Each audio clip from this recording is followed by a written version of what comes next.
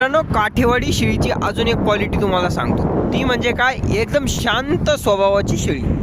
तुम्ही जर एका ठिकाणी बसून राहिले आणि तिला चाऱ्याला लावून दिलं, तिचं पोट भरायसारखा चारा असला तर ती गावरान शेळीसारखी कुदत नाही, पळत नाही, अजिबात नखरा करत नाही, जर तुम्ही तिला सवय लावली तर.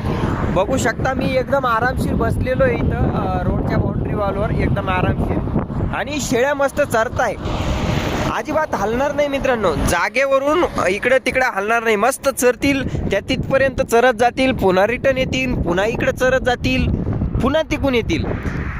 तर अशा क्वालिटीची गावरान काठेवाडी जातीची शेळी असते. 100% एकदा ट्राय करून पहा. बाकी व्हिडिओ कसा वाटला कमेंट करून नक्की सांगा. आणि रणदेव भैया शेळी पालन फार्मला सबस्क्राईब. जय मल्हार, जय बाळूमामा. आणि घ्यायच्या टायमाला कधी बी दुधाच्या शेळ्या घ्या, जेणेकरून प्रॉब्लेम होणार नाही, बरेचसे आजार तुम्हाला सामोरे जावं लागणार नाही. बाय बाय, धन्यवाद.